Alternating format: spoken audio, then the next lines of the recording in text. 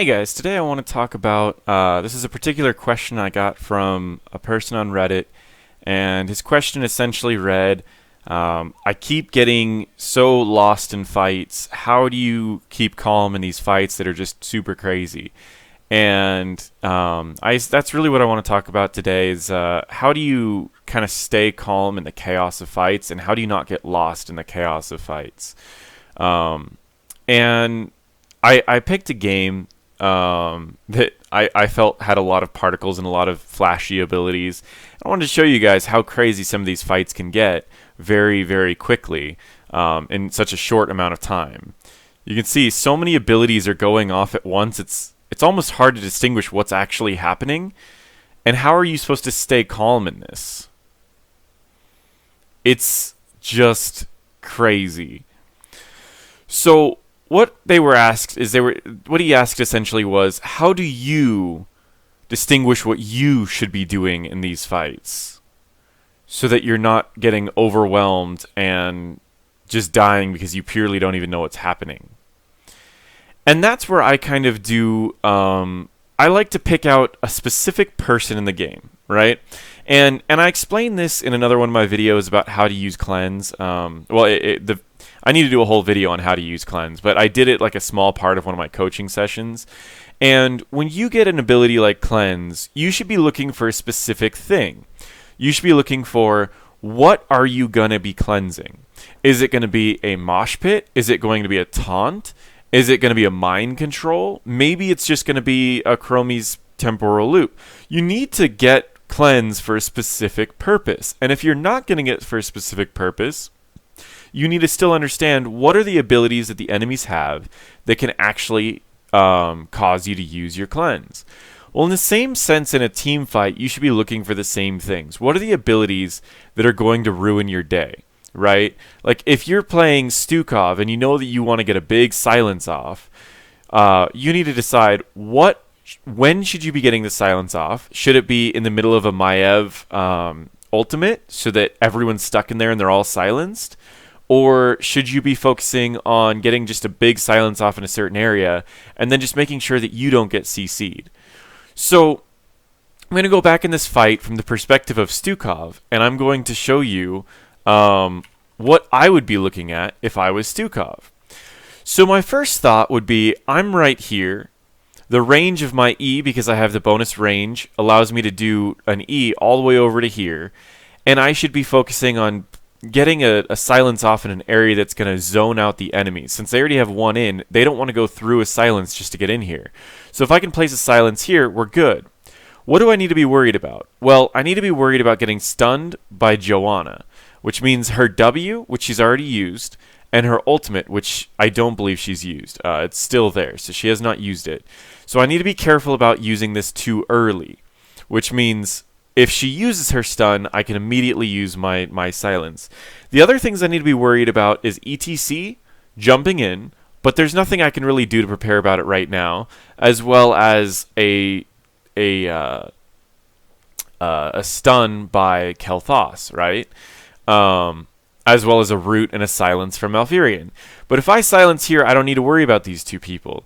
So during this crazy fight, the only person I actually need to worry about is Joanna. And I explained this, let me get paint pulled up for a second, and I explained this by zones. So in your green zone is your zone that you can do any ability by yourself, meaning your green zone is what your range is. So your range is this for your silence, right? Which means that your green zone is pretty much this entire area in here, okay? And it goes up above and down below and all that. That's all fine. Then there's the yellow zone. Now the yellow zone is any areas in between where you can move to get your green zone closer to the enemies. So the yellow zone would be something like this. All right? Now the red zone is the enemy's green zone, which is effectively what range they can do things. Kel'Thas has an E that can go out here, as well as Malfurion can root anywhere in this area, as well as Genji. While he doesn't have anything that's immediately scary because Genji alone doesn't have enough damage to kill a Stu-Cough, unless the Stu-Cough is getting low or not using heals correctly, and you still have your ults that can knock Genji away, you don't need to be worried about Genji. You need to be worried about the range of Malfurion combined with his roots, and you need to be worried about the range of Kael'thas with his abilities. So you can break down a fight by only worrying about what you need to actually focus on. So if you are in your green zone and you just need to zone the enemies, you don't need to get into the red zone. You only need to get this close. And that's what I wanted to kind of share in this. I'm going to go back to the replay and show that despite how crazy this fight is, you only really need to worry about one or two things. So Kael'thas has already used his E. We've got Joanna, who's already dealt with in there, so you don't need to worry about Joanna anymore. So you can safely use your E, despite how crazy this fight's going to look. Which is what he does. He places his E. Now, before he placed his E, here's another red zone, guys. There was a red zone that was placed right before, as well as another one, which is the root that's growing right there. You can safely be out of these two red zones before you activate your ability. Now he can stay channeling this for quite a while without having to worry about it. And during this time, you have time to think, because you don't need to worry about this, you don't need to worry about this, you don't need to worry about really anything that's happening over here. You simply need to worry about the Qs that are on your allies and your E that's down here. So no matter how crazy this fight is right here, you could see this is a pretty casual life for this one person because you've already dealt with the things that you need to deal with. Now you have another red zone that you need to worry about because ETC is going to come down, he's going to hit you for a lot of damage, he's going to interrupt you, and he could push you towards your team. So this is where you need to be careful. You should probably turn off your silence, back out, and then when he lands, you need to walk up and possibly get ready to use a flailing swipe. He decides to just take the hits, which is fine. He got a lot of silence off, which works out. And again, still just looking at Stu-Cough's perspective right here, what does he need to worry about? He got a Q off on her, and he needs to get closer to the fights. His green zone is all safe. The yellow zone, he now has two tanks that he needs to worry about, but he's so far away from them, he doesn't actually need to worry about them at all. So his green zone's really, really safe. So this fight, as chaotic as it looked when you were looking at everything, it's not that complicated from his perspective. So let me back up by someone who's going to be a little bit more in the fight, who might have a different perspective on this. And so I'm going to use Tyrael. Where is Tyrael? Here's Tyrael. So I'm going to use Tyrael this time. And again, your green zone's here, and with a tank, it's okay to get in the enemy's red zone as long as you know what abilities to watch out for. He knows that Joanna's in this bush, as well as there's an available root, as well as an available stun. And as a tank, you can take a couple more hits, so it's okay to be a little bit lost in the chaos, but you need to immediately look at what's the scariest thing to worry about, which is this Joanna that's in the bush. If she gets on the point and stuns and scares away your team, you're in trouble. So you want to make sure that you get a Q off here and you can either zone her or at least be on the point at the same time as the enemies. It is also important to be able to zone these two out, so it's going to be a little bit risky to see what decision he makes. He's a pro player, so I don't know exactly his thought process. But he wants to get a good sanctification off, and then maybe he can position to where he can fight there. So getting a sanct where you protect your team, he's only really focusing on like 3 things, right? He's working on getting a sanctification in a good area. He's worried about the Joanna who's going to be going into this area. And then slightly in the back of his mind, he understands that these people are going to try to close in from here. So he should be thinking about them later. But it's all about timing. You should be focusing on one thing, and then the next thing, and then the next thing, right? So in this case, in Tyrael's case, he's focusing on positioning so he can prevent the Joanna from taking over his team here, as well as dropping a sanctification and then possibly moving down here. Which is what he does. He jumps in. He gets a sanctification, and then he positions himself on the point. And now there's a lot of red zones in here, right? There's a lot of heroes. There's a lot of areas. This is where you can get lost in combat. And this is what I want to explain to people for a second.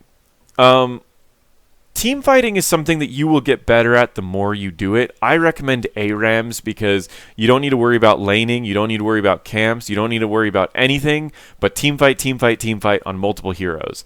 So if you just want to practice team fights, I recommend playing Brawls and ARAMs, as that's going to really help because you're going to constantly be seeing team fights. However, I like to look at this as if you're driving, right? I like to consider driving like Heroes of the Storm because you learn things in kind of sections, right? When you first start driving, you realize there's a lot of things you need to pay attention to at the same time.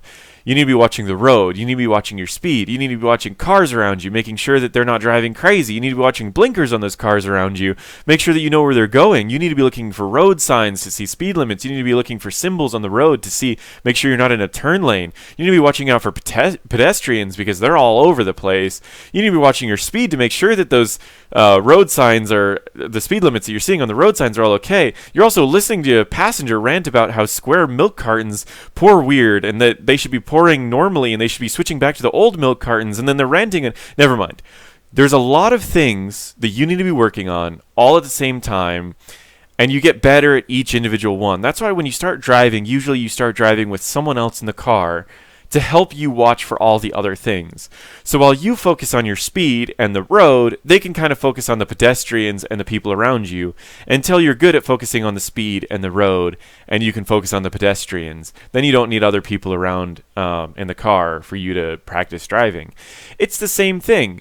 You might be able to start out focusing on one or two things, and when these fights start getting truly chaotic, you need to understand that you already know the 5 things you need to focus on. For example, the route, it's already going. You know where you can go. You don't need to worry about that because your subconscious is going to deal with that by itself. And your subconscious starts to take over. So for new players who see a fight that's just crazy and there's so many things going off at the same time, pro players, as well as players that have been playing this game for a while, subconsciously already know what these zones are doing, and their subconscious is handling a lot of these things for them, so they don't need to worry about this. But for new players, I highly recommend picking out individual abilities that you need to be worrying about and simply playing safe by playing out in areas and only watching a couple things at a time. Then as you've practiced those things and you've understood what certain abilities do and how to avoid them, that's when you can start subconsciously dealing with all these small things and then actively, consciously looking for specific things that are more threatening.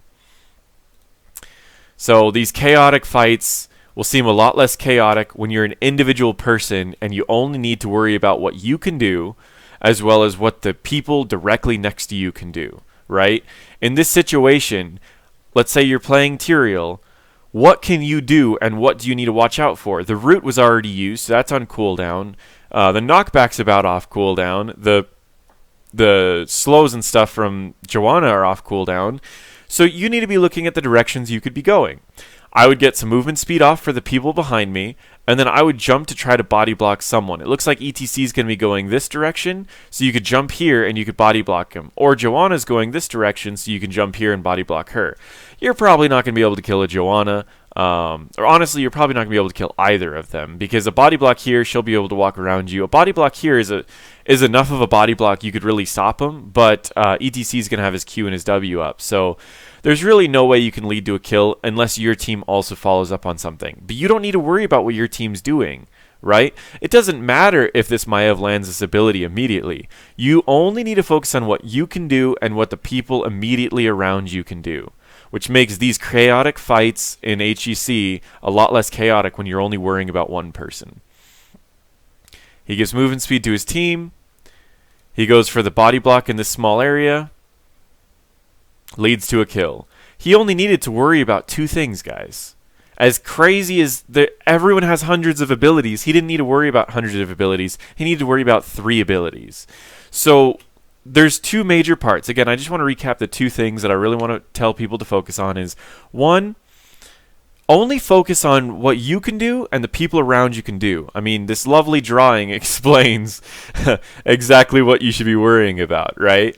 You only really need to worry about your green zones as well as the enemy's red zones, and then understand that the yellow zones is how far you can move your green zone without worrying about the enemy's red zones, right? So That's this is a lovely drawing, and I'm so proud of it.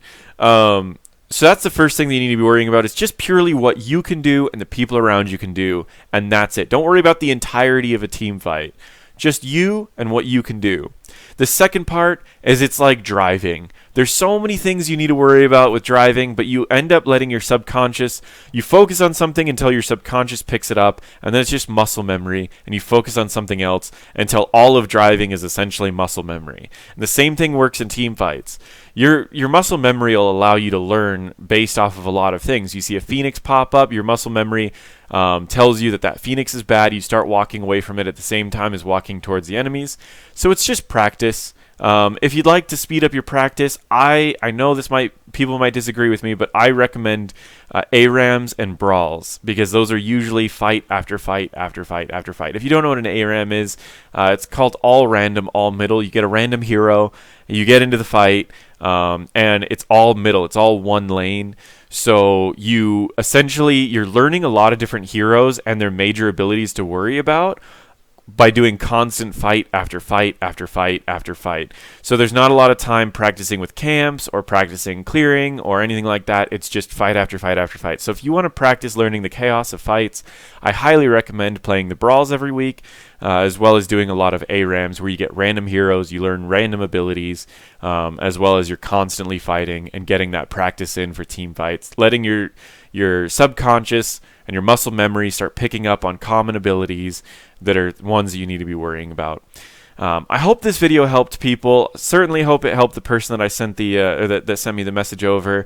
And if you have any other video ideas that you'd like to do, feel free to leave it in the comments or send me messages. Either way, it works out. And if you have any other tips you'd like to give people on team fights, feel free to leave them in the comments below. Thank you.